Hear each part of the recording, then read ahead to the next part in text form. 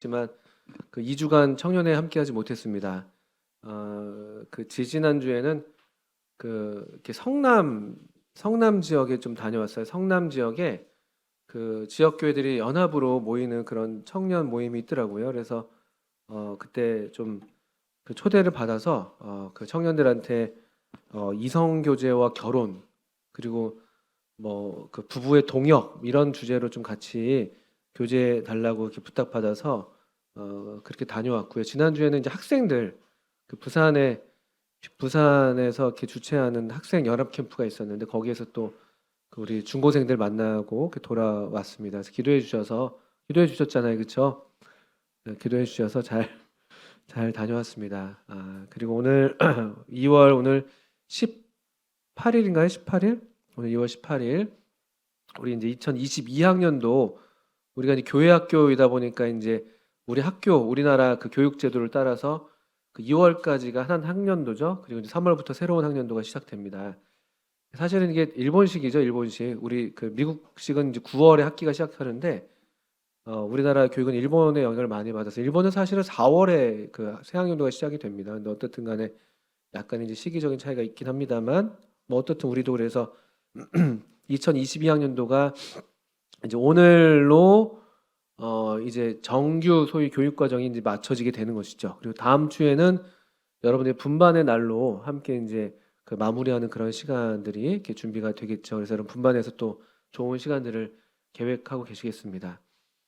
그래서 우리가 2022학년도에 그 2학기 때 특별히 삶으로 전하는 복음이라는 주제로 함께 모이면서 네 번의 그 가스펠 데이를 갖고 또 우리 요한복음과 사도행전에서 우리 주님께서 어떻게 사람들을 만나시고 주님 자신에게로 이끄셨는지, 또 사도행전에서 특별히 사도들 베드로와 바울을 통해서 어떻게 또 사람들에게 우리 이 하나님을 또 우리 주님을 전했는지 이와 같은 말씀들을 찾아보면서 또 이렇게 배웠습니다. 그래서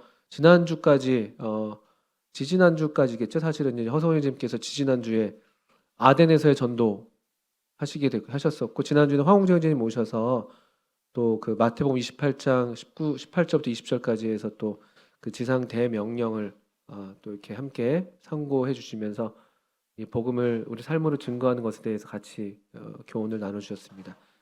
그 제가 감사한 거는 주님 은혜가 우리 가운데, 여러분도 어떻게 느끼시는지 모르겠지만 부족한 중에 주님 은혜가 또 있어서 우리 청년들의 이렇게 삶을 통해서 뭐랄까요, 우리 주변에 또 이렇게 친구들이 교회에 또 한두 번씩 오게 되고 또 계속 오게 되고 여러 기회를 또 타서 또 이렇게 방문하기도 하고, 또 우리 교회 직접 방문하지 않았다 할지라도 모르긴 몰라도 또 우리 청년 형제 자매님들이 여러분들이 이렇게 지금 이렇게 삶의 현장에서 그 학교가 됐든 직장이 됐든 간에 또 이렇게 좋은 주님과 함께하는 삶을 통해서 우리 주님을 계속 드러내고 계시는 것 같아서 그게 참 제 마음에 참 기쁨이 있습니다. 물론 이 교회에 함께하고 또 교회에 더해지고 이건 더 말할 것도 없이 좋은 거지만 꼭 그렇지 않다 할지라도 우리 삶을 통해서 우리 이렇게 좋으신 주님이 이렇게 증거되고 나타나고 이럴 수 있다면 그 참 귀한 일입니다. 그래서 계속해서 여러분들이 이런 기회에 특별히 또 우리가 좀 더 집중해서 이런 일들에 관심을 했지만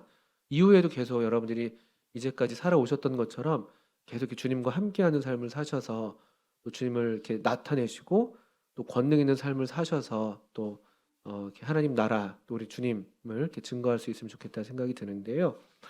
마가복음 3장에 있는 말씀 한 구절 먼저 보고 그 다음에 오늘 좀 말씀을 본격적으로 드릴게요. 이거 아직은 서론입니다.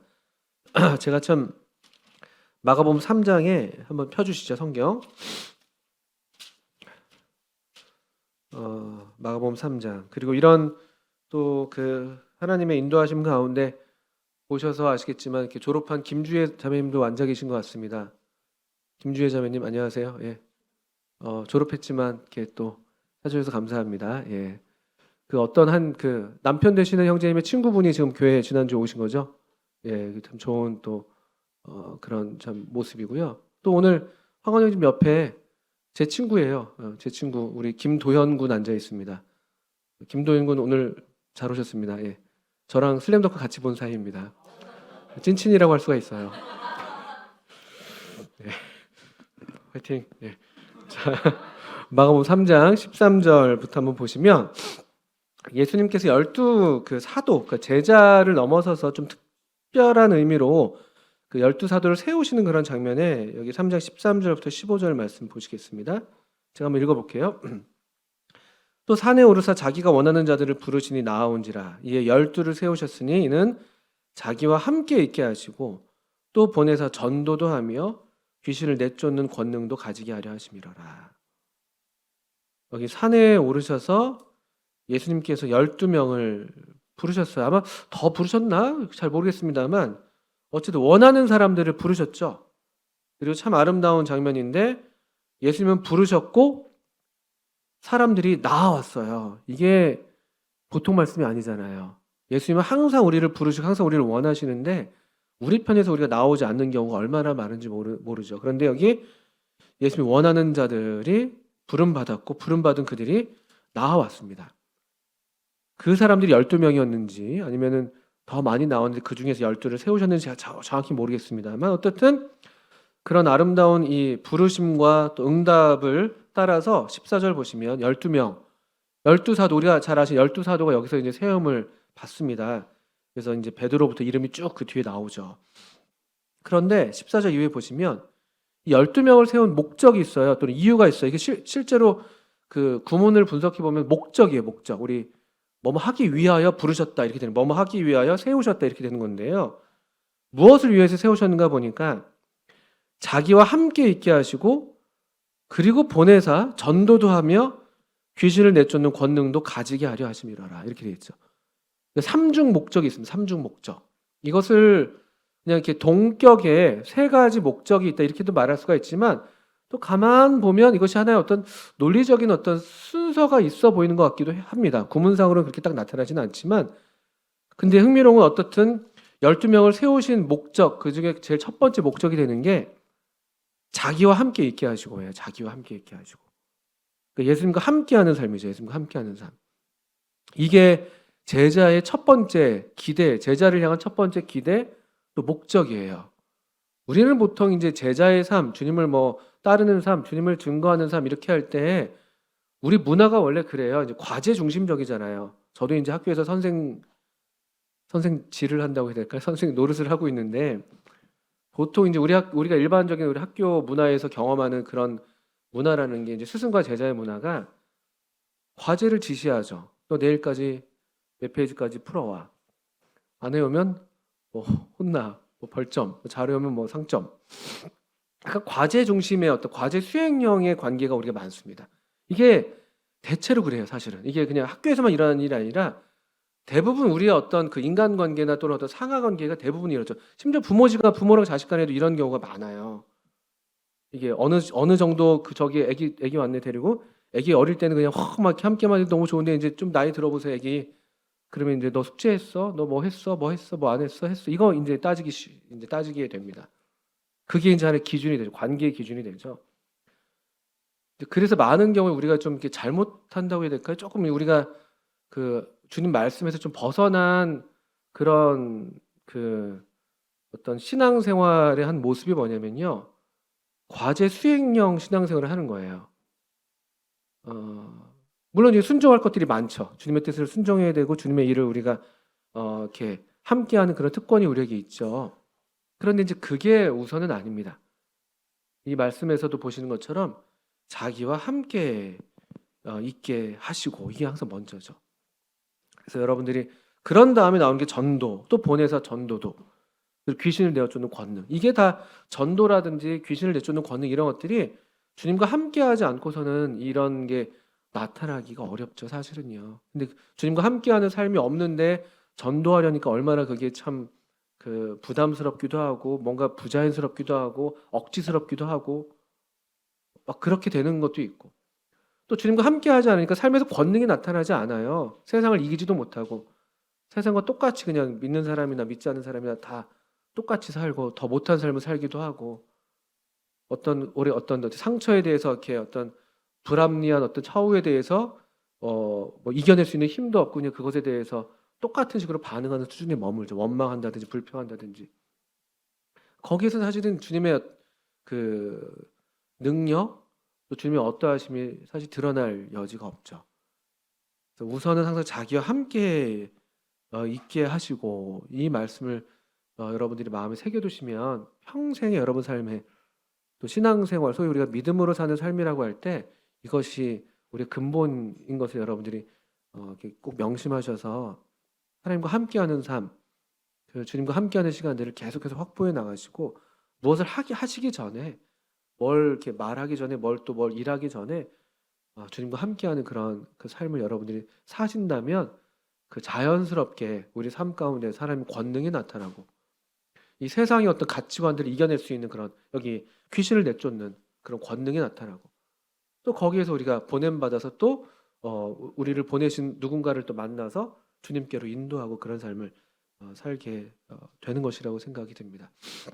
그래서 여러분들 이렇게 잘 이렇게 배워 오신 대로 그렇게 이후에도 계속 주님과 함께하는 삶을 사시길 바라고 성경 많이 읽으십시오. 성경 많이 읽으시고 또 그렇게 주님과 함께하는 삶을 통해서 여러분의 삶으로 빛나는 삶으로 또 착한 행실로 하나님께 영광을 돌리게 하는 그런 삶을 계속 사시기를 바랍니다.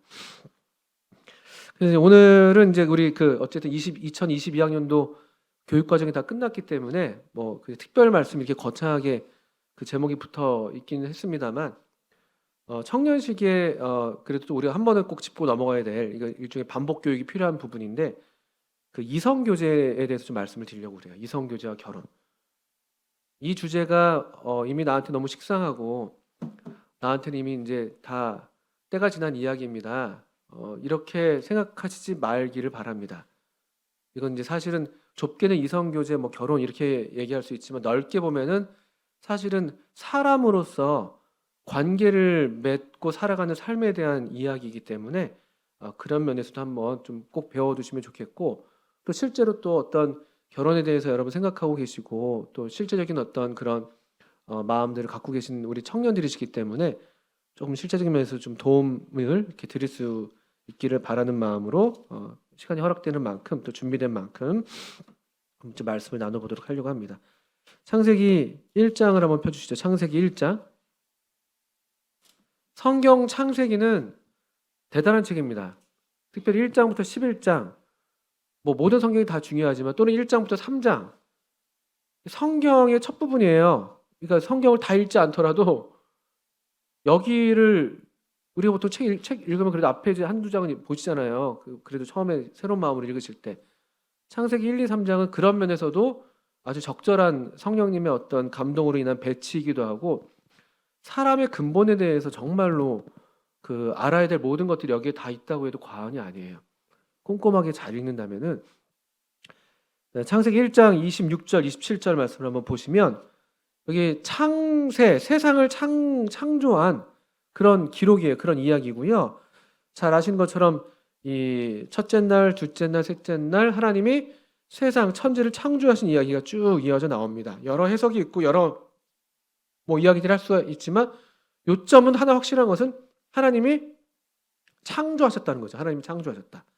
구체적인 방식에서는 약간의 이견이 있을 수 있지만 하나님이 창조하셨다. 이것이 이제 확실한 진리가 되는 것이고 특별히 주목할 만한 부분은 하나님이 이제 사람을 창조하신 이야기예요. 우리가 사람이니까.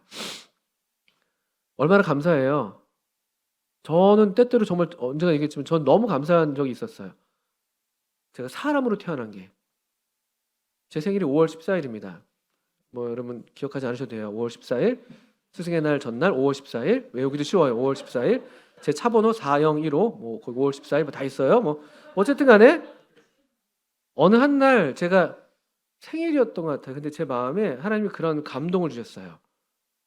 여러분 아마 비슷한 그런 경험들을 하셨을 거라고 생각해요. 내가 사람으로 태어나서 정말 다행이다. 우리가 사람으로 태어난 게 당연한 게 아니에요. 그렇잖아요. 그렇지 않습니까? 그런 생각 안 해보셨습니까? 여러분 개나 돼지로 태어나도 우리 할 말이 없어요. 저렇게 생긴 개랑 돼지라고 생각해 보시면 잘 어울려요. 어쨌든 그래도 우리가 할 말이 없습니다. 사실은요.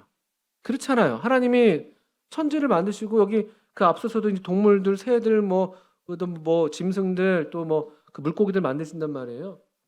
얼마든지 제가 개로 태어날 수도 있고 돼지로 태어났을 수도 있고 뭐 바퀴벌레가 될 수도 있었을 것이고, 뭐 멸치 대가리가 될 수도 있었을 것이고, 무엇이든 될 수가 있었어요, 사실은요. 그런데 정말 놀랍게도 하나님이 저를, 또 여러분들을 사람으로 나게 하셨다는 건, 이거 대단한, 사실은 우리가 100번 감사해도 모자랄 그런 사실은 사실이에요. 또 그런 면에서 우리 부모님에 대해서 사실은 저도 어릴 때는 그런 생각 잘 못했죠.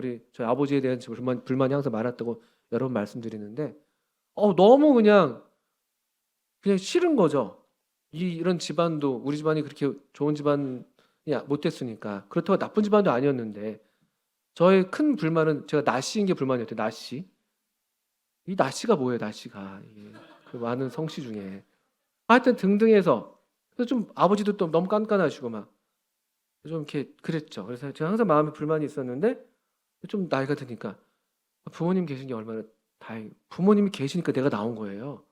이분들 안 계셨으면은 내가 이 땅에 있을 수가 없는 거예요. 그것만으로도 사실은 엄청난 부모님께 감사할 이유예요. 뭐 맨날 드라마에서 엄마가 나한테 해준 게 뭐겠니, 이런 그런 네 가지 없는 이야기들은 진짜 나쁜 이야기죠, 사실은요. 그냥 부모님이기 때문에, 사실은 물론 이제 좀 안 좋은 부모님들 계시죠, 요즘에요. 막 이렇게 험한 분들도 계시고 끔찍한 일들도 많이 있죠. 그런 일 없어야 되겠지만, 또는 그래도 우리가 견딜만 하다면, 그래도 아직 우리가 살아 있다면, 그래도 부모님께, 그래서 부모님이란 이유만으로 사실은 감사할 수 있습니다, 사실은. 뭐 어떤 분들은 너무 삶이 고돼서 차라리 내가 태어나지 않았더라면 좋았을 걸, 이런 얘기를 하는 경우들도 있습니다. 너무 안타까운 경우들 저도 놀랍게도 만나기도 해요. 참 정말 할 말이 없죠, 그럴 때는. 그렇지만 일반적으로 여러분들 그래도 여기 앉아 계신다는 것 자체는 그래도 여러분들이 견딜만 한 거거든요. 그래도 뭐 어떻든 간에 그렇습니다. 근데 여기 사람의 창조에 대한 얘기가 아주 놀라워요. 아주 흥미로운 이 기록이에요. 1장 26절 27절이죠. 앞서서의 창조와 달라요. 앞서서의 세상 창조는 그냥 하나님의 말씀으로 그냥 빛이 있으라, 뭐 있으라 하니까 그냥 생기는 거예요, 말씀으로.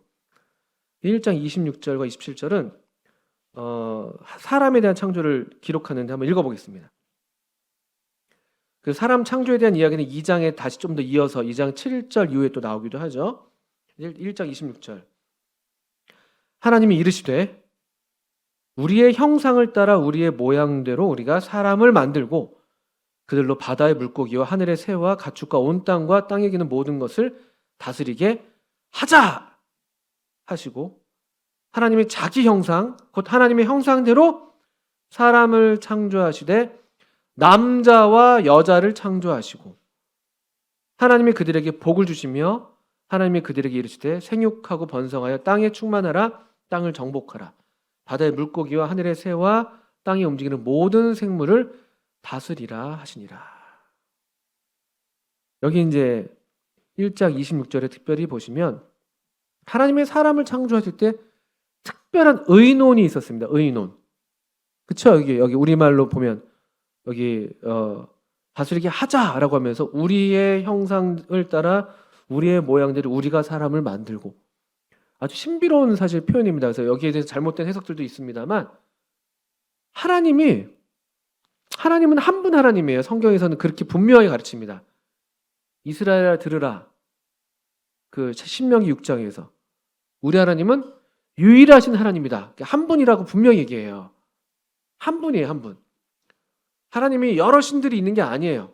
한 분 하나님이 계십니다. 이게 성경에서 그 분명하게 선포하는 진리예요. 그런데 여기 26절에는 한 분 하나님인데 여기 우리의 형상을 따라 우리의 모양대로 우리가 사람을 만들고라고 해서 우리라는 단어가 무려 3번이나 나오죠. 이게 우리 인간의 이성으로는 양립 불가능한 그런 지금 얘기를 하고 있는 거예요. 한 분 하나님이 우리라고 얘기하고 있는 거예요.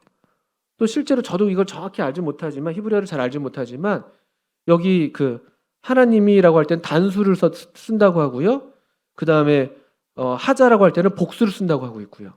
단수형과 복수형이 지금 결합되어 있는 그런 형태예요. 아주 특별한 말씀이죠. 그래서 이게 어떻게 우리가 보통 성경을 이해하냐라고 할 때, 하나님은 한 분이신데 우리가 잘 이제 신약 성경을 통해서 그 계시가 더 분명하게 나타났죠. 하나님의 아들 예수님. 하나님의 아들이에요, 아들. 하나님의 아들 예수님이 아버지라 부르신 그 하나님 아버지. 그리고 하나님의 아들 예수님이 내가 가면 또 다른 보혜사를 너에게 보낸다고 하셨던 그 하나님의 영, 진리의 영, 성령. 그리고 그 성령을 가리켜서 하나님의 영이라고 부르기도 하고 그리스도의 영이라고 부르기도 하고.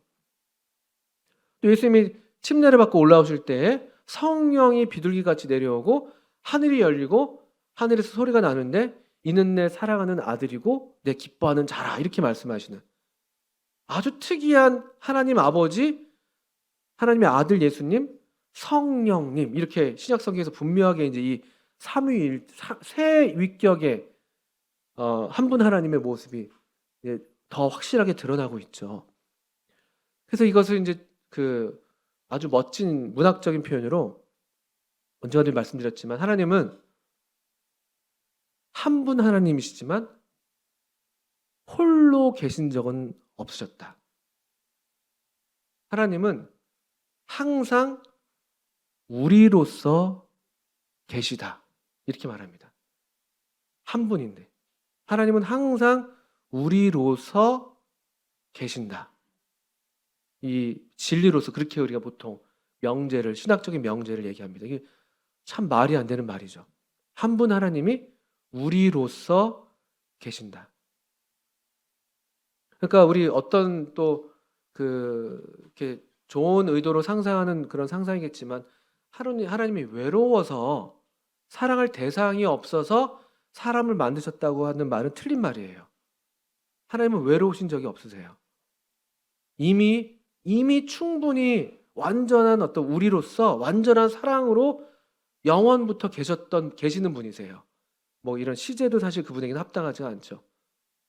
그냥 그분에게는 항상 영원, 항상 현재니까요. 아주 신비로운 진리입니다. 근데 이 진리가 실제로 우리가 다 이해는 못하지만 우리한테 이게 우리 인간이라는 존재에서 이것들이 나타나는 거예요. 왜냐하면 26절을 보시면 하나님이 우리의 형상, 우리의 모양대로 우리가 사람을 만들고 이렇게 얘기했단 말이죠. 그래서 실제로 27절에 그 의논을 따라서 그 완전한 사랑 가운데 그 거룩한 어떤 그런 연합 관계에서 이 파생된 어떤 사랑의 행위로서 27절에 보시면 하나님이 자기 형상, 곧 하나님의 형상대로 사람을 창조하셔요. 하나님의 형상대로 사람을 창조하셨다고 얘기하고 있죠. 거기에 한마디가 부연돼서 붙어 있죠. 하나님의 형상대로 사람을 창조하셨는데 그 하나님의 형상대로 사람을 창조하셨는데 어떻게 창조하셨대요? 바로 뒤에 붙어 있는 말이 남자와 여자로 창조하시고. 이게 이제 사람이 하나님의 형상대로 지어졌다고 할 때 그래서 사람도 본질적으로 우리도 관계적인 존재란 말이에요. 우리도 홀로 있어서는 온전하게 있을 수 없는 그런 상호 의존적인 처음부터 의존된 건 아니었겠죠, 물론. 근데 어쨌든 그런 존재예요. 그러니까 우리는 어쩔 수 없이 우리 태어난 존재 자체도 이미 의존적이잖아요. 부모가 없이는 우리가 날 수가 없는 것이고. 사실 우리는 대단히 사실은 아주 의존되어 있는 존재입니다. 어떤 관계에. 그래서 그 관계를 떠나서 우리가 있을 수가 없어요. 요즘에 여성주의자들이 뭐 당신은 누구의 아내도 아니고 누구의 엄마도 아니고 당신의 이름을 찾아야 됩니다. 이런 얘기 하는데 뭐 일견 일리가 있는 말이기도 하죠. 너무 희생적인 삶을 살았으니까. 그런데 사실은 그런 관계를 떠나서 누군가 딱 독립적으로 누구도 있을 수가 없습니다. 이게 그냥 우리의 본질이에요, 본질. 그러니까 사람들은 다 그 외로움, 그 어떤 적극적인 의미에서 어떤 고독을 찾는 그런 게 아니라 그냥 어떤 피동적으로 우리가 이제 받는 그냥 외로움 어떤 상태가 되는 경우들, 우리가 상당히 사실은 견디기가 어려운 것이죠. 그것의 이제 가장 극단적인 형태가 여러분들 겪어서는 절대로 안 되는, 또 그런 일이 있어서는 안 되는 그런 일이 뭐냐면은 여러분 학교에서 많이 보게 되는 소위 왕따 같은 것들이 그런 거잖아요. 강요된 어떤 소외래, 강요된 소외. 외로움을 강요하는 거예요. 나는 외롭고 싶지 않은데. 이것만큼 우리를 괴롭게 하는 게 없습니다. 근데 나중에는 뭐 이게 익숙하고 자기 방어 본능, 보호 본능이 생기니까 외로워도 슬퍼도 나는 안으로 하면서 그냥 이제 괜찮아, 나는 혼자가 더 편해 이렇게 얘기하는 경우가 있긴 있지만 사실은 어느 누구도 사실은 그 홀로 있음이 그 뭐랄까요, 그걸로 어떤 만족감과 완전함을 누리는 사람은 아무도 없습니다. 그렇기 때문에 2장에 넘어가시면 2장 18절 보십시오. 2장 18절에 여호와 하나님이 이르시되 사람이 혼자 사는 것이 좋지 아니하니 내가 그를 위하여 돕는 배필을 지으리라 이렇게 말씀하고 계신다는 거죠. 여기는 아직 2장까지는 죄가 있기 전이에요. 사람이 범죄하기 전이에요. 온통 다 좋은 것뿐이 없는 세상이에요. 완전한 세상이죠. 범죄가 없었으니까. 그리고 완전한 하나님의 형상이라고 말할 수가 있어요. 어떻게 보면 완전한 세상에 완전한 사람으로서 아담이 있거든요, 지금. 그런데 아담이 아주 특별하게 혼자 있는 거는 좋지 않은 거예요. 이 무죄한 상태인데도 불구하고 여기서 좋지 않다는 거는 악하다는 얘기가 아니에요. 이 상태로는 하나님의 궁극적인 완전에 아직은 미치지 못하는 상태라는 거죠. 하나님의 온전한 영광, 그 형상을 혼자서는 다 드러낼 수가 없는 거예요. 혼자 사는 것은 좋지 않습니다. 그러니까 이 본능이 범죄하기 이전에 사람에게도 이런 어떤 우리가 이런 존재였기 때문에 범죄한 이후에는 이게 더 증폭되는 것이죠. 왜냐하면은 이때 아담이 외로움을 느꼈다고 저는 생각하지 않아요. 저는 개인적으로 아마 충분히 만족스러울 거예요. 근데 그럼에도 불구하고 좋지 않았던 게 이거였다면은 오늘날에는 범죄한 이후에 우리는 이미 수많은 결핍과 수많은 부족 속에서 살고 있는 중에 요 결핍은 이제 더 크게 이제 다가오는 것이죠. 그러니까 사실은 이거는 근원적으로 사람이라면 다 갖고 있는 그런 하나의 이제 불완전한 어떤 모양이었던 것이죠. 혼자 있는 것은요. 그러니까 우리가 어느 시점이 되면 이성에 대해서 하나님이 우리를 하나님의 형상대로 창조하시고 남자와 여자로 창조하셨기 때문에 이성에 대해서 관심이 생기는 게 지극히 정상적인 일인 것이죠. 사람마다 시기의 차이가 있고 정도의 차이가 있을 수 있지만 그것이 정상적이고 그것이 뭐 부정하거나 뭐 무슨 뭐 불결하거나 그런 게 전혀 아니죠, 사실은요. 저는 9살 때 이성에 대한 관심이 처음 생겼습니다. 조숙했어요. 9살 때. 왜 그런지 모르겠어요. 애정 결핍이었던 것 같아요. 약간 누나한테 많이 당해서. 저는 그 다 차이가 있죠. 어떤 친구들은 뭐 전혀 10대 때까지는 전혀 아무런 관심이 없다가 20대 들어서면 사춘기 오는 친구들도 있거든요. 막 뭐라고 그러죠 그거? 속담에? 무슨 고양이에요? 무슨 고양이가 에? 얌전한 그거 아닌가 보다. 얌전한 고양이 부뚜막이 먼저 오른다 그건가요? 늦바람이 무섭다? 이런 거죠, 이런 거. 제가 학교에서 이제 가르쳐 보면요. 와, 그 청소년기 정말 이성에 대해서 눈 한번 돌리지 않고 그냥 성실하게 살다 고3 때 헷가닥 가는 애들이 있어요. 많이 있었어요. 고3 때 갑자기 스트레스를 못 이기고 그런 경우도 많고 뭐 20대 때 돼서 그러기도 하고 뭐 그렇습니다만 어쨌든 이게 이상한 게 아니에요. 이게 정상입니다. 우리가 이렇게 지어졌기 때문에 그래요. 또 사실은 우리가 모든 다양한 관계들을 맺고 살잖아요. 여러 이제 다양한 인간관계를 맺고 피조물과도 다양한 관계를 맺잖아요. 뭐 반려견도 하고 동물도 기르고 취미 생활도 하고 사실 다 관계 속에서 사는 거예요. 그 인격적인 어떤 존재와 대상과 관계를 맺냐 아니면 좀 비인격적인 무언가와 관계를 맺냐 이런 차이뿐이죠. 다 관계를 맺고 살아가요. 그럼에도 불구하고 하나님의 형상 모든 관계 중에서 가장 이 완전한 어떤 하나님의 이 삼위일체죠. 삼위일체 연합. 독립되고 구별되어 있으면서도 하나를 이루는 그런 신비한 연합을 경험하는 게 사실은 남자와 여자의 관계거든요. 이게 사실 그 신비에 속하는 거예요. 가장 하나님의 하나님의 우리와 가장 닮은 게 사실 그래서 부부간에 연합하는 그 연합 관계입니다. 그래서 2장 24절을 보시면 24절 보십시오. 이러므로 남자가 부모를 떠나 그의 아내와 합하여 둘이 한 몸을 이룰지로다. 이런 말씀이 있습니다. 이게 하나님의 이제 명령이기도 하나님의 어떤 의지이기도 하죠. 내가 돕는 배필을 아담을 위하여 그를 위하여 돕는 배필을 지으리라 이렇게 의지를 갖고 표명하셨던 것처럼 또 24절은 다시 이렇게 선언하는 거거든요. 결혼에 대한 선언이에요. 근데 여기 놀라운 표현인 거예요. 둘이 24절 보시면 둘이 한 몸을 이루는 겁니다. 둘이. 엄연히 둘이에요. 엄연히 둘. 1이 있고 또 1이 있는 거예요. 1 플러스 1이에요. 근데 이게 이꼴 뭐가 되는 거예요? 이게 1이 되는 거예요. 이런 수식이에요. 이게 부부관계의 신비입니다. 이게 그 하나님의 형상과 가장 닮아 있는 거. 하나님의 형상은 굳이 말하면 1 더하기 1 더하기 1인 거죠. 근데 그게 이꼴 1이 되는 거예요. 아주 특별한 어떤 그런 우리의 이성을 넘는 그런 신비로운 그런 진리인데, 이게 하나님의 그 형상을 닮은 게 여기 사실은 이 남자와 여자, 그 남자와 아내, 그 남자가 부모를 떠나서 아내와 합하여 둘이 한 몸을 이루는 것이죠. 그런 면에서 여러분들이 결혼을 생각하시고 결혼을 기대하시는 것이 너무나 자연스러운 것이고 너무나 정상적이고, 저는 이렇게도 말할 수 있습니다. 아주 경건하고 거룩한 소원이다. 그리고 여러분들이 이제 그리스도 안에서 특별히 결혼을 꿈꾼다는 것은 더더군다나 하나님께서 정말 다시 태초에 아담과 하와에게 기대하셨던 그런 기대를 두고 계시는 그런 하나의 대상인 것이죠. 그리스도인 가정.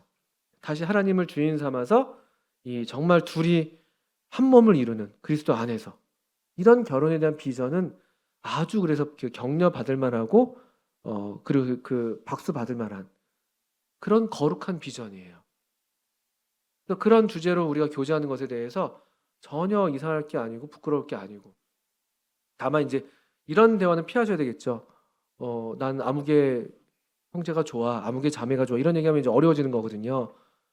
그런 거보다는 나는 이런 가정을 꾸미고 싶어, 나는 주님을 위해서 이렇게 가정을 이렇게 결혼 생활을 하고 싶어, 이런 소원들은 아주 거룩한 소원이에요. 그건 장로가 되고자 하는 소원과 버금가는 소원이에요. 선한 일을 사모하는 거예요. 선한 일을 사모하는 겁니다. 기본적으로. 이런 말씀을 좀 드리고요. 그런데 2장 18절 잠깐 다시 돌아와 보시면, 오늘 뭐 실제적인 얘기도 제가 좀 드릴 수 있겠습니다만 일단 보편적이고 일반적인 얘기를 먼저 드리는데, 근데 결혼에 대해서 하나님도 의지가 분명히 있으세요. 보세요. 2장 18절 다시 읽겠습니다. 여호와 하나님이 이르시되 사람이 혼자 사는 것이 좋지 아니하니 내가 그를 위하여 돕는 배필을 지으리라 하시니라. 하나님의 분명한 의지가 있잖아요. 이건 하나님의 의지예요. 아담이 얘기한 게 아니에요. 아담이 하나님 좀 외로워, 이런 얘기한 게 아니에요. 지금요. 저 거듭 말씀드리지만 아담은 이런 외로움의 경험이 없었을 겁니다. 어떤 분들은 그 다음 2장 19절에 하나님이 그 들짐승과 공중의 각종 새를 데리고 아담에게 데려와가지고 아담으로 하여금 자신의 홀로 있음을 자각하게 했다, 이런 거죠. 그것도 상상하는 거예요. 마크 트웨인이 그렇게 상상했는데, 다 동물들을 하나님 데려왔는데 저것들은 다 암컷과 수컷 짝이 있네. 내 짝은 어디가 있지? 뭐 이런 자각을 하게 했다, 이렇게 또 재밌게 상상하기도 했어요. 근데 그런 것 같지는 않습니다. 그렇게 볼 이유는 별로 없는 것 같고, 다만 이제 다시 좀 보시면 하나님은 분명한 의지를 갖고 있어요. 내가 그를 위해 돕는 배필을 지으리라. 하나님 편의 의지예요. 아담의 필요도 아니었고 아담의 요청도 아니었고 아담의 의지도 아니었어요. 그런데 아주 흥미로운 게 있습니다. 하나님이 이렇게 분명한 의지를 갖고 계셨는데, 그러면 돕는 배필을 지으리라 한 다음에 다음에 무슨 말씀이 이어지면 자연스럽습니까? 돕는 배필을 지으리라 했어요. 하나님이요. 그러면 돕는 배필을 지으셔야 되는 거잖아요. 사실은요. 그냥 지으면 돼요. 이게 너무 선명한 의지를 밝히셨는데 하나님이. 근데 흥미로운 건 여기 2장 18절 이후에 19절, 20절이 나와 있다는 것이죠. 하나님은 흥미롭게도 아담에게 갑자기 뜬금없이 돕는 배필을 지으리라 하신 다음에, 하나님은 흙으로 각종 들짐승과 공중의 각종 새를 지으신 다음에 아담이 무엇이라고 부르나 보시려고 그것들을 그에게 이끌어 가시니 아담이 각 생물을 부르는 것이 곧 그 이름이 되었더라. 아담의 모든 가축과 공중의 새와 들의 모든 짐승의 이름을 주니라. 여기 한번 있는 거죠. 이 부분은 아주 중요합니다. 이게 정상적인 사실 순서죠. 이게 창조 시의 무죄한 상태의 정상적인 순서였습니다. 사람은 이런 필요를 글쎄 제가 볼 때 느끼지 못했을 테지만 하나님 편에서 먼저 의지를 가지셨고, 하나님께서 그래서 그 의지를 따라서 돕는 배필을 지으시는데, 그 전에 요 과정을 지나게 하신 것이죠. 오늘날에도 이게 그대로 유효합니다. 다만 이게 우리한테 엉켜 있는 것이죠. 우리의 이제 결핍 상태가 날 때부터 결핍 상태가 돼 버리니까 우리의 욕망과 욕구와 결핍과 또 하나님의 의지와 우리의 본성 이런 것들이 막 결합되니까 요 과정, 요 순서를 따라서 가지를 못하고 이게 막 뒤엉켜 있으니까 복잡해지는 것이죠. 그러니까 오히려 하나님은 아직 나를 위해서 돕는 배필을 짓지 않으셨는데 내가 먼저 지으려는 그런 우리의 앞서는 욕구가 있기도 하고, 또는 하나님은 분명히 여기 각종 들짐승과 공중의 각종 새에게 이름을 짓는 시간을 갖기를 원하시는데 또 그 시간을 건너뛰려고 하기도 하고, 또는 아예 그 시간을 부정하려고도 하고, 또 아예 돕는 배필에 대한 존재에 대해서도 아예 부정하려고 하고, 또 하나님이라는 존재도 부정하려고 하고, 이런 게 막 이제 엉켜 있어서 문제가 되는 것이에요. 19절, 20절은 제가 이해할 땐 이게 하나님 편에서 필요한 거였어요. 필요한 거였습니다. 돕는 배필을 지으실 것이었는데 유일하게 하나님께서 그래도 사람에게서, 아담에게서 어떤 나름대로 기대하는 조건이랄까요? 아담이 이런 과정을 지나고 나서야지만이 돕는 배필을 붙일 수 있었다고 말할 수 있을까요? 정상적인 어떤 그런 문제가 있어서 그런 게 아니라 하나님의 정상적인 어떤 청사진에 있어서 무엇이냐면요, 관계 맺기 훈련입니다. 관계 맺기 훈련. 요게 꼭 필요합니다.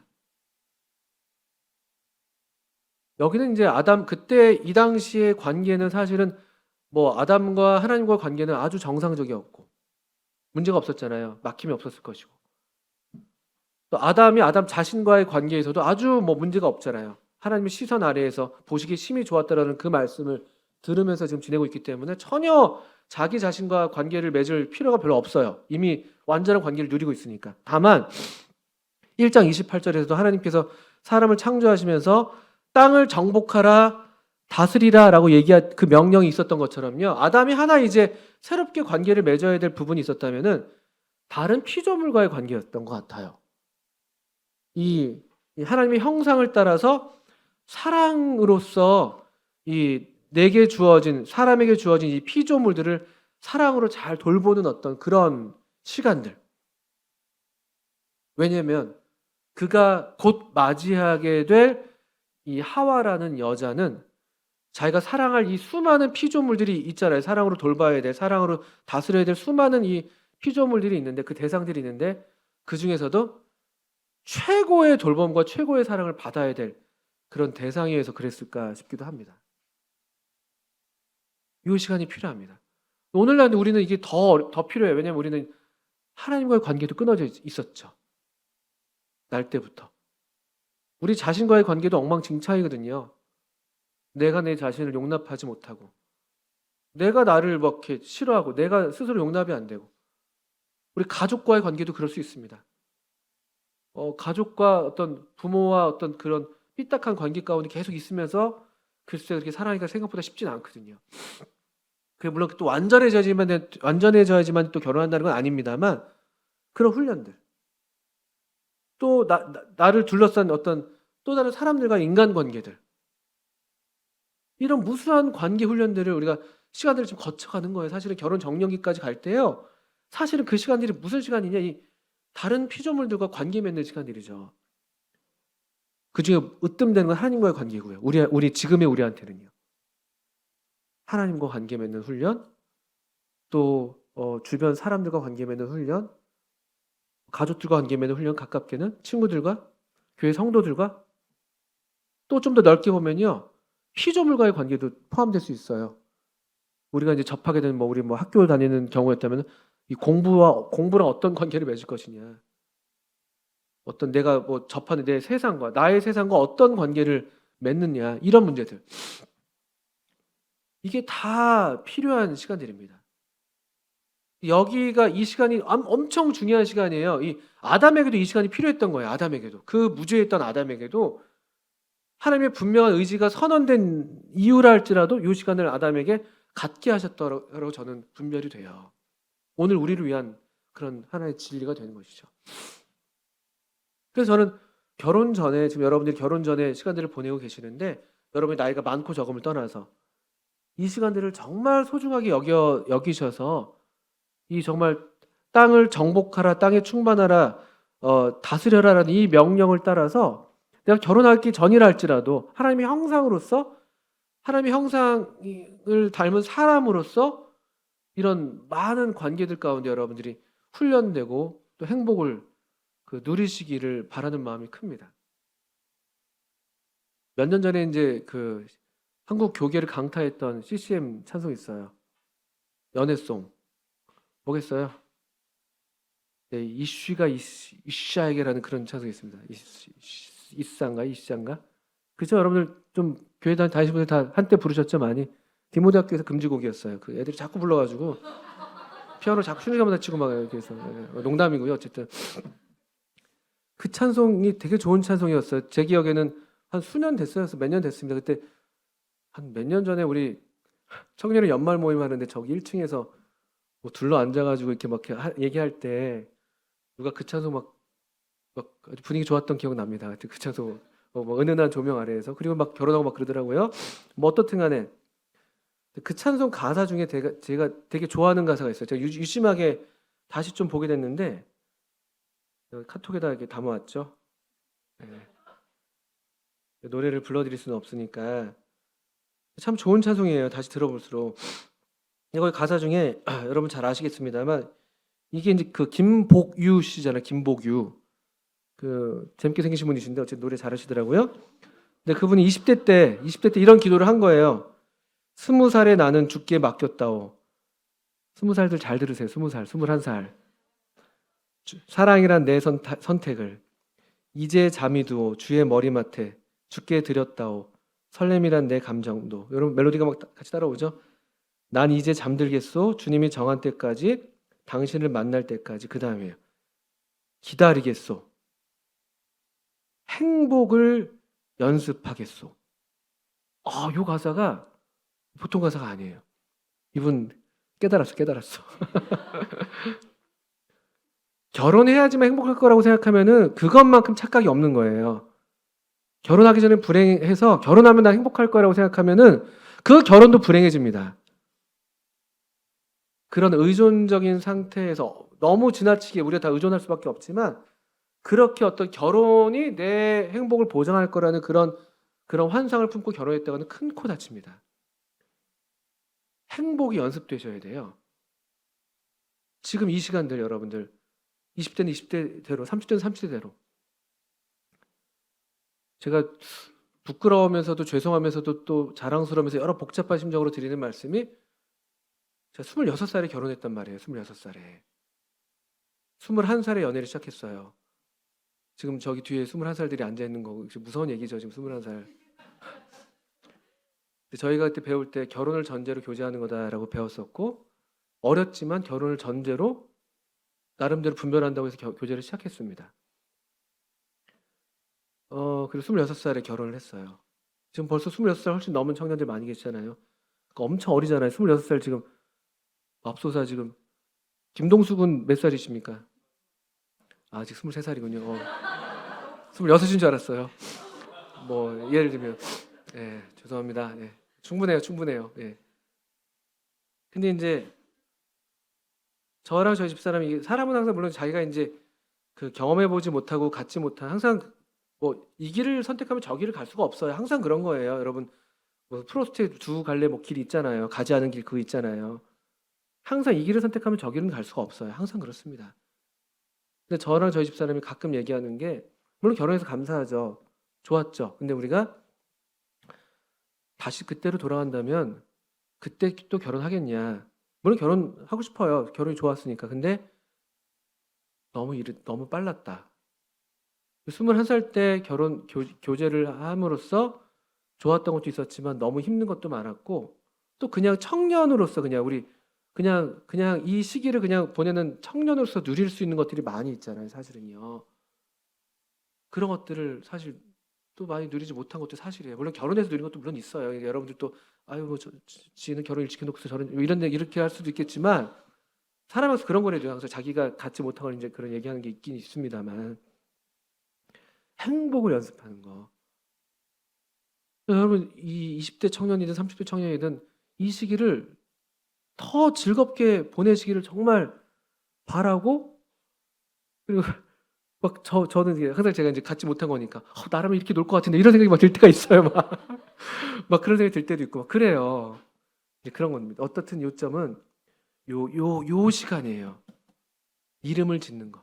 다른 피조 세계와 이 뭔가 나를 위한 하나님의 정하신 한 짝을, 정해진 한 사람을 정말 온 마음을 다해 사랑하고 그 사람에게만 종속되는 그 관계에 들어가기 전에 이 내게 허락된 이 시간 안에서 이 다양한 어떤 우리에게 허락된 귀한 이런 만남들, 공동체들, 또 이런 다양한 어떤 경험들, 기회들, 배움의 기회들, 시간들, 이런 것들을 만끽하셔도 된다.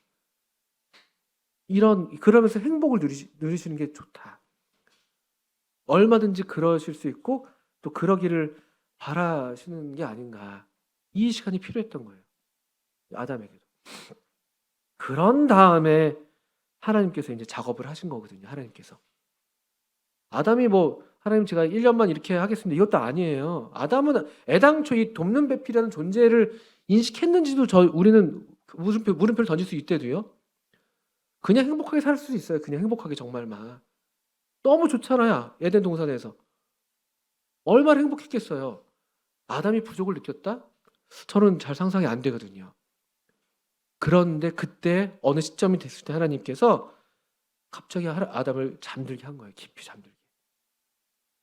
물론 우리가 완전히 이렇게 잠든 상태가 되기는 쉽지는 않죠. 여전히 우리는 지금 이제 이런 상태가 아니니까. 아담과 다른 상황에 있으니까.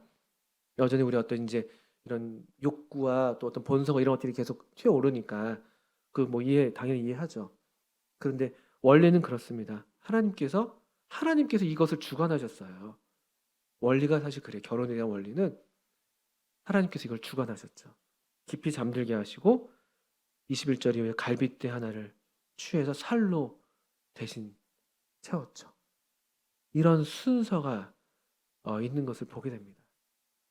근데 우리는 지금 여기 이제 아주 막 뒤엉켜 있어가지고 좀 어려운데 바라기는 요 성경의 이런 어떤 이 창세기 2장에 이것이 직접적으로 결혼이 이래야 된다라는 그런 말씀은 아니랄지라도 이렇게 우리가 원리를 받아도 될 만한 말씀이다라고 생각합니다. 그래서 여러분들 20, 30대 이 시기를 보내시면서 미혼 시기를 보내시면서 계속해서 행복을 연습도 하시고 누리기도 하시고 또 그런 복된 시간들이 되시는 거예요. 이미 그러다가 하나님께서 더 최고의 더 예비하신 복으로 우리를 이끄시고 우리에게 이제 가져다 주시는 그런 은혜가 우리에게 다 있기를 바랍니다. 그래서 이성교제에서 여러분들 좀 이제 실질적인 말씀을 이제 빨리 드리고 이제 마칠게요. 이런 원리를 따라서 좀 가이드를 보통 우리 청년에서 이렇게 가이드를 해요. 여기 보신 것처럼 먼저는 이런 관계 훈련, 개인적인 삶을 성실하게 사시기를 말씀을 드립니다. 교회 열심히 다니시고 교회에 빠지지 마세요. 이런 관계 훈련이래요 다. 하나님과 어떤 또 뭐예요? 하나님과의 관계, 개인적으로 하나님과 친밀하게 사귀시는 것들을 우리는 이게 더 필요하죠 사실은요. 아담에게는 그 필요가 없었겠지만 우리는 이 관계가 기본이 되지 않으면 사실 다른 관계가 성립이 안 되거든요. 사람들은 하나님 없이 서로 친밀한 말을 추구하니까 계속 이 평행선을 가질 수밖에 없어요. 서로 원하고 서로 요구하고 서로 기대하고 그러니까 계속 평행선이에요. 근데 우리 아주 그 좋은 그 그림 있죠. 삼각형 그림이 있죠. 삼각형 그림. 맨 꼭지점에 하나님이 계세요. 여기 남자가 있고 여자가 있고. 그래서 둘이 서로만 바라보면 이 넓은 간격을 메울 수가 없어요. 근데 양쪽에서 남자도 남자대로 하나님께 가까워지고 이를 올라가는 거죠. 여자도 자매도 자매대로 하나님께로 가까워지고 이렇게 올라가는 것이죠. 그러면서 점점 이 서로 가까워질 때 그때 하나님께 가까워질 때 서로도 가까워지는 원리가 있습니다. 이게 성경의 가르침이에요. 그러니까 하나님과 관계가 되어 있지 않은 사람들의 근본적인 문제는 그 관계의 결핍과 관계의 필요를 너무나 느끼는데 채워질 길이 없는 거예요. 계속 평행선이죠. 그러니까 결국 이 평행선마저도 그냥 뚝 끊어져 버리는 거죠. 그 안타까운 거예요. 안타깝습니다. 그래서 이런 개인적인 삶에서 특별히 관계 훈련에 있어서 하나님과 관계 맺는 훈련, 또 여러분 자신과 관계 맺는 훈련도 필요합니다. 이 열등감, 비교에서 오는 어떤 그런 어떤 그 열등감과 뭐 자기 비하, 여러분 거기에 속아 넘어가시면 안 돼요. 그렇다고 너무 막 이렇게 막 교만해라 이런 게 아니라 하나님 안에서 하나님의 자녀로서 사랑받는 자녀로서 우리가 정체성을 그 긍지를 회복할 필요가 있어요. 그런 자기 자신과 관계 맺는 훈련, 또 주변 사람들과 관계 맺는 훈련, 또 주변 세계와 관계 맺는 훈련들 이런 시간들을 성실하게 사는 거예요. 그러면서 이렇게 이 아담에게는 그럴 필요가 없었겠지만 우리도 이제 그 다양한 어떤 공동의 어떤 그런 어떤 공동체의 경험들이죠. 다양한 어떤 공동체 경험들을 하면서 자연스럽게 거기에서 하나님의 사람으로서 성도로서 우리가 갖게 되는 우정들이 있어요. 이성으로서 느끼는 그런 이성적인 감정도 물론 있을 수 있지만 같은 하나님을 섬겨가면서 하나님의 사람이기 때문에 어떤 느껴지는 그런 경험되는 매력들, 그런 우정들, 그것들 자연스럽게 우리가 경험하게 되는 것이죠. 그렇다고 뭐 일부러 막 관찰하면서 막 저 자매가 좋을까, 뭐 저 형제 이렇게 하라는 게 아니라 그 너무 또 이상한 거잖아요. 우리가 무슨 뭐 이렇게 그런 거, 우리가 무슨 뭐 나는 솔로다 이런 거 아니잖아요, 지금. 와, 그런 프로가 제가 찾아보니까 2022년에 30개. 그 뭐라고 표현이 리얼리티 연애 예능 프로? 뭐 이렇게 전문용어로 이렇게 붙여놓고 좀 후진 말로는 짝짓기 예능 이렇게 해놨더라고요. 그 나무 위키 보니까 엄청 저렴한 말로 써놨더라고요. 30개. 우리가 뭐 그런 건 아니잖아요. 근데 이제 자연스럽게 우리가 이게 같이 하나님을 섬기는 이런 여러 이런저런 자리에서 그런 하나님의 사람으로서 우리가 느껴지는 그런 좋은 어떤 경험들, 그것도 우리가 자연스럽게 이제 관찰되는 것이죠. 순수하게 성도의 교제를 나누면서. 그러니까 일대 나와 다수, 또 나와 좀 이렇게 좀 더 작은 무리, 뭐 소그룹, 뭐 분만이 됐든 뭐 여러 다양한 형태의 교제들이 있잖아요. 그렇게 이제 그렇게 자연스럽게 가는 거예요. 그렇게 가다가 어느 시점이 됐을 때 정말 이 사람이 너무 처음에는 여러 사람한테 호감 갈 수 있으면 여러분 그거 죄 아니에요. 사람이 동시에 여러 사람한테 호감 갈 수 있어요.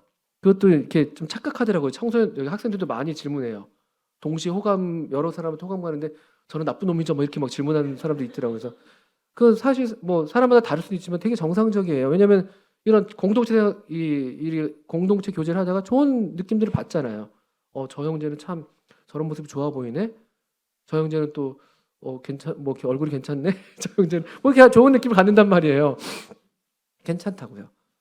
근데 그렇게 호감이 뭐 여러 사람들 갈 수도 있죠. 그러다 그런 좀 공동의 시간들 또는 뭐 소그룹 교제를 한다든지 이러면서 점점 더 마음에 좀 더 좋은 마음이 커지는 사람들이 있어요, 실제로.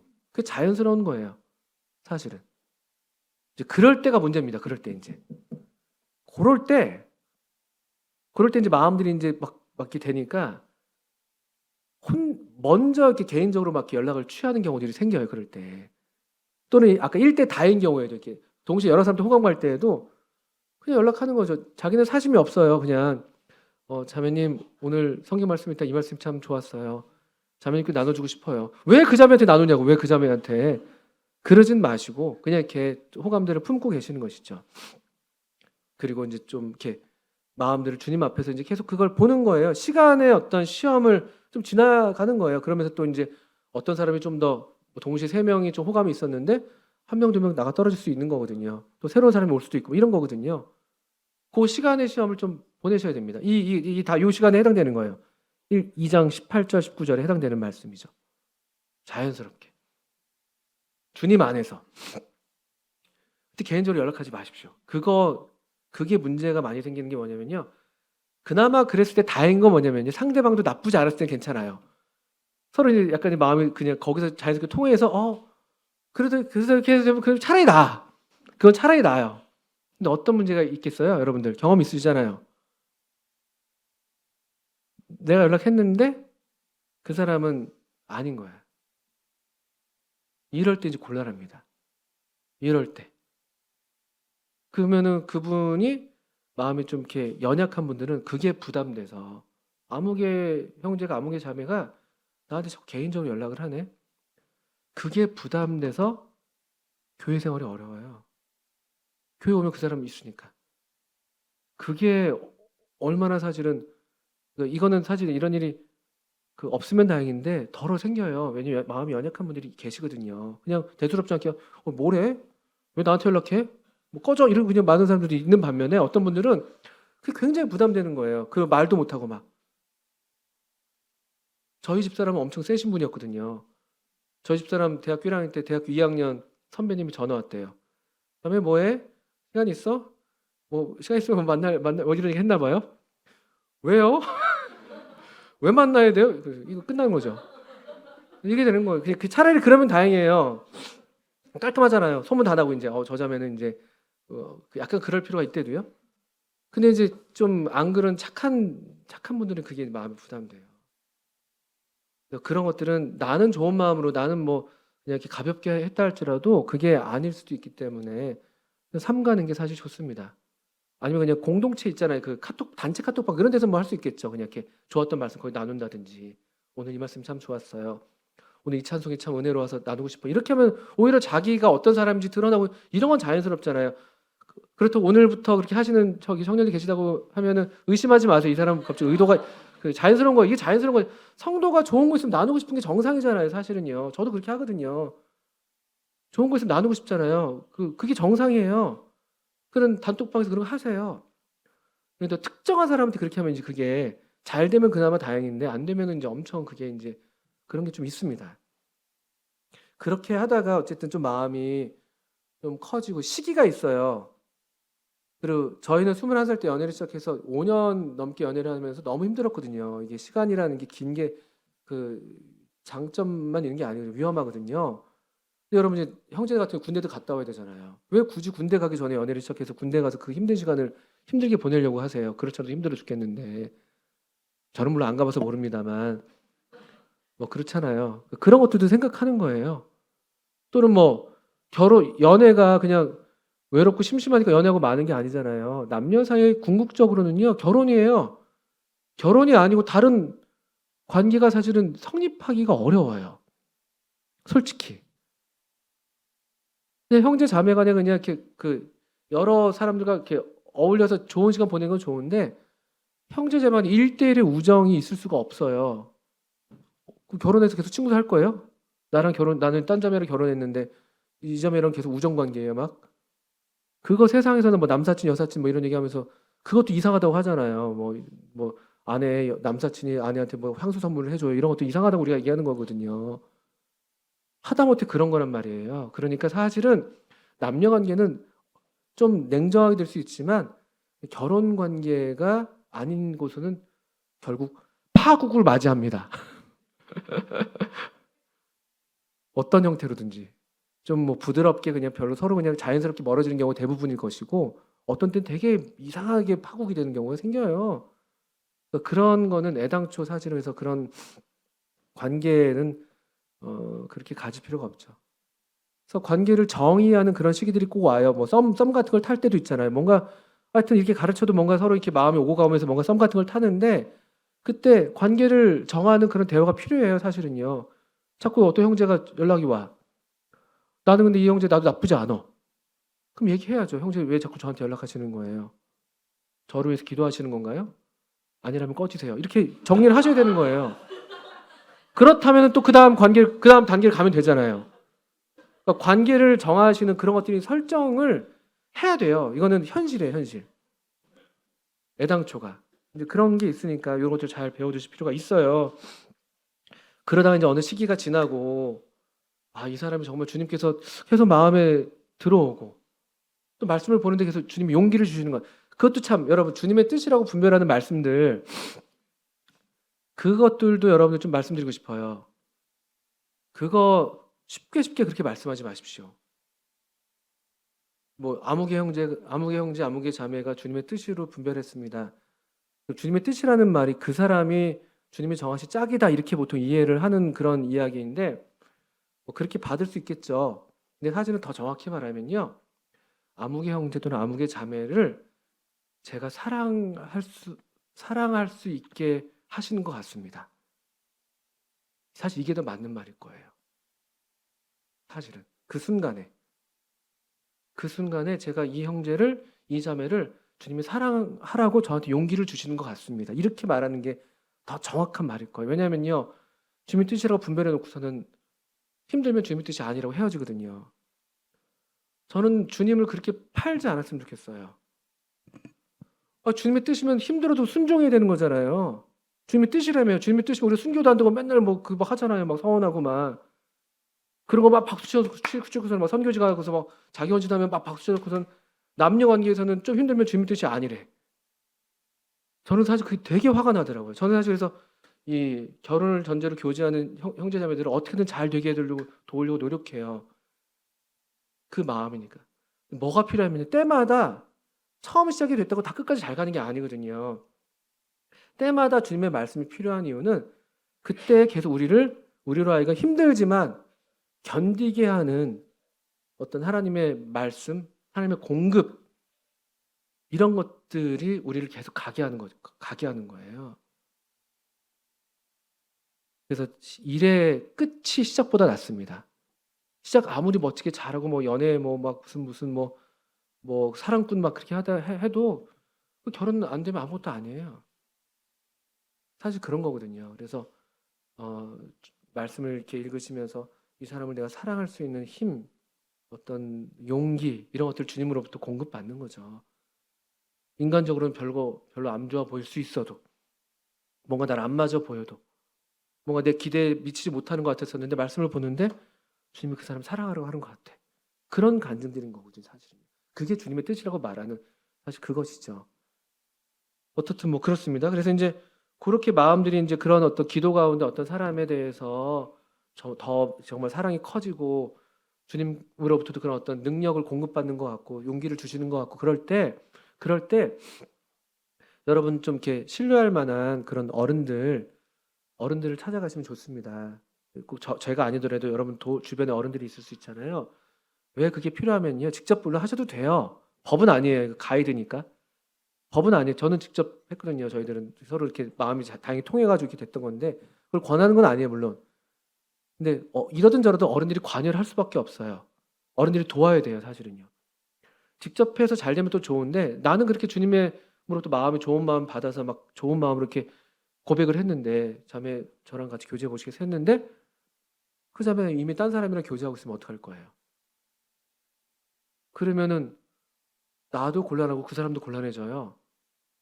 또는 그 사람은 이미 또는 다른 사람을 생각할 수도 있는 것이고 그러면 결혼에 대해서 아무 생각 없을 수도 있고 뭐 그럴 수도 있거든요. 근데 괜히 그렇게 했다가 잘 되면 항상 잘 되면 물론 우리는 항상 이렇게 잘 되는 케이스를 많이 그려내죠. 근데 꼭 다 그렇지는 않거든요. 안 되는 경우가 훨씬 많습니다. 솔직히 미안한 우리 참 마음 아픈 이야기지만 그렇게 해서 안 되는 경우가 훨씬 많아요, 사실은. 그럼 또 그게 또 서로 상처가 되고 부담이 되거든요. 그걸 직접 들었으니까. 본의 아니게 거절해야 되는 그런 어려움도 생기고 또 나는 고백했는데 어쨌든 차인 거거든요. 그것도 그 사람 보기 민망해지고 교회 또 안 나와요. 그렇게 되는 거예요, 사실은요. 청년 시기에 교회 생활의 이 어떤 그 성패가 이것과 아주 밀접하게 관련되어 있거든요. 어쨌든 한 번씩 부딪혀야 되니까. 근데 그런 어떤 잘 되도록 돕기 위해서도 그렇고 혹여라도 좀 아닐 때 그런 충격을 완화하기 위해서 어른들한테 좀 얘기를 하면은 좋아요. 그러면 이제 그쪽을 타진해 볼 수가 있겠죠. 뭐, 뭐 자매 요즘 결혼해서 어떻게 생각해? 저는 아직 결혼에 대한 생각이 없어요. 그러면 딱 접어야 되는 거거든요. 또는 자매 어떻게 생각해? 저 기도하는 형제가 있어요. 그럴 수도 있고. 저 사실 이미 만나고 있었어요. 이럴 수도 있어요. 몰래. 그러면 거기에 가서 얘기해 줘야 되잖아요. 이 신호 정리를 해줘야 돼요. 신호 정리. 안 그러면은 이 사거리에서 이 신호를 잘 지켜 나가야 되는데 안 그러면 이제 사고 나는 거거든요. 여기서 부딪혀 저기서 부딪혀 막 처음에 막 또 그 나쁜 사람들 그걸 또 즐겨요. 또 막 이 사람들 날 좋아하는 거 같고 저 사람 날 좋아하는 것 같으니까 그런 사람은 나쁜 사람이죠. 어떻든 어른들이 이렇게 말씀을 해주시면은 그거를 정리를 해드릴 수가 있습니다. 그래서 아무개 형제는 아닌 것 같아 얘기할 수도 있고 또는 좀 더 기다려보자 이렇게 얘기할 수도 있고 또는 좋아 잘 될 것 같아 응원해줄게 이렇게 될 수도 있고요. 한번 만남을 주선해줄게 그래서 만남을 주선해주기도 해요. 보통은 그렇게 하죠. 이 만남을 주선해줘서 둘이서 이제 서로 이제 그린 라이트 들어온 거니까 막 재밌게 돌다 이제 결혼하는 거거든요. 이게 다 그렇게 있는 거예요. 그래서 어른들에게 말씀을 해주시면 그 여러분들을 위해서 드리는 말씀이에요. 근데 물론 법은 아닙니다만 여러분들 드리는 말씀이에요. 그렇게 하면서 여러분들이 안전하게 또 즐겁게 그 이성 교제를 이제 해 나가시면서 결혼을 준비해 가시는 거죠. 그러면서 그 시간도 또 행복한 시간들을 여러분들이 만들어 가셔야 되는 거예요.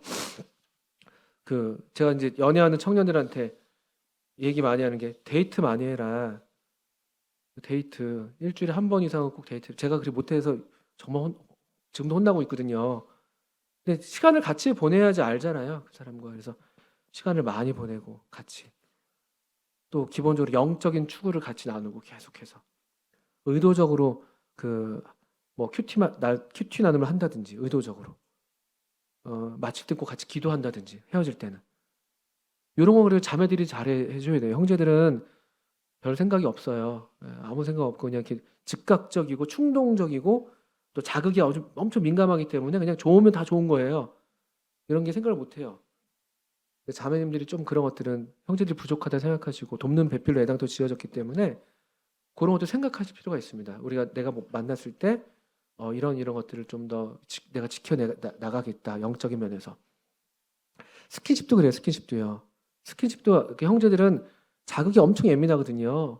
그래서 그 한 번 만약에 스킨십이 탁 시작되면요, 형제들은 아마 주체가 안 될 겁니다. 보통은요. 그 다음을 원하죠. 그리고 스킨십은 그냥 그렇게 단계적으로 되어 있어요. 손잡으면은 그 뭐 포옹하고 싶고 그다음 그게 다 그게 단계예요. 성관계까지 이어지도록 되어 있는 그런 하나의 하나님께서 고안해내신 하나의 멋진 디자인이에요. 근데 이제 성관계는 결혼 안에서만 성립되는 거기 때문에 요즘에 이것도 이제 너무 막 엉망진창이어가지고 사회가 요즘에는 뭐 먼저 뭐 지금 잠자리 같이 하고 그 다음에 연애한다 이런 얘기도 할 정도니까 여러분 이거는 성경에서 분명히 가르치는 거죠. 결혼을 귀히 여기며 침소를 귀히 여기며 이런 히브리서 말씀들. 또 배우자 외에 결혼이란 테두리 안에 벗어난 것들은 다 간음이에요. 왜냐면 이게 가장 소중한 거기 때문에 그래요. 가장 소중한 거기 때문에 그 정해진 울타리 안에서만이 가장 안전하고 가장 완벽하게 즐길 수가 있는 거기 때문에 뭐 그렇습니다. 그래서 어떤 스킨십 같은 경우도 자매님들은 형제님들도 물론 형제님들도 생각하셔야 되죠. 형제님들 너무 제가 무시하고 이렇게 평가절하하는 건 아닙니다. 형제님들 거룩한 딱 소원을 결단을 하셔야 돼요. 애당초부터 나는 청년 때 결혼 전에 어떻게 하겠다. 근데 자매님들이 조금 더 거기에 대해서는 더 마음에 더 많이 기준을 높게 갖고 계시는 게 좋죠. 형제들이 함부로 이렇게 스킨십을 하지 못하게 하는 게 좋습니다. 그런 느낌을 주는 게. 너무 쉽게 스킨십을 이렇게 하는 그런 것들을 약간 이렇게 꺼리게 만드는 그런 분위기 나쁘지 않아요. 자매님들. 저는 그랬거든요. 저희 집사람 자꾸 제가 추앙하는데 예, 저희 집사람 제가 손대면은 헤어지자 갈 것 같았어요. 무서웠어요. 심지어 그런 정도 괜찮습니다. 근데 그게 훨씬 나은 거예요. 약간 헐렁한 것보다는 조금 더 이렇게 기준이 높은 게 나아요. 왜냐면 그게 기준이 낮아지기가 너무 쉬우니까. 한번 그게 딱 터치가 되면은. 아주 실제적인 말씀을 드리는 거예요. 연애 기간도 생각하셔야 돼요.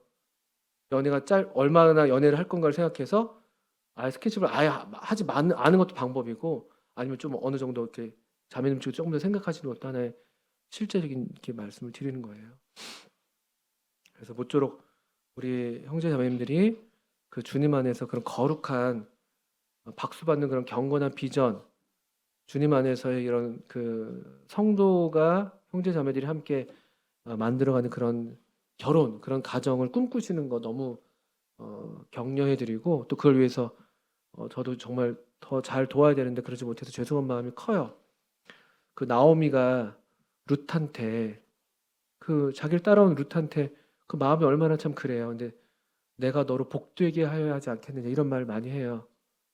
제가 그 마음이 좀 있습니다. 우리 형제자매님들 복되게 어, 해야 되는데 이런 면에서 마음에 짐이 있고 또 그런 마음으로 또 여러분을 이렇게 기꺼이 많이 돕고자 저뿐만 아니라 우리 여기 청년을 함께 섬기는 우리 기혼 교사들이 그런 마음이 있으니까 그런 면에서 여러분 도움을 많이 받으시고 그렇게 하셔서 정말 주님 안에서 축복받는 아름다운 결혼하시고 결혼이 이제 끝이 아니니까 결혼은 시작이거든요. 또 평생의 아름다운 가정으로 이렇게 되어지기를 바랍니다. 네, 함께 기도하고 마칠게요.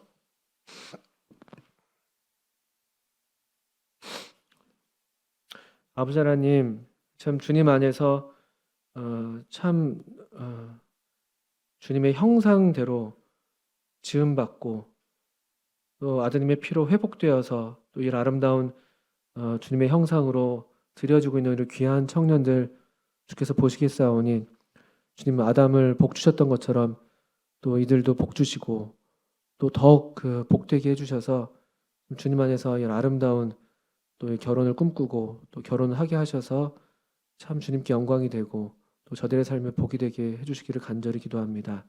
또 우리 청년들을 계속 거룩한 그런 소원 가운데 이 청년의 시기를 주님 안에서 정말 복되고 즐겁고 행복하고 또 참 아름다운 시간들로 채워지게 주께서 인도해 주시고 또 함께 해 주시기를 기도합니다. 예수님의 이름으로 감사하며 기도합니다. 아멘. 네, 감사합니다. 시간이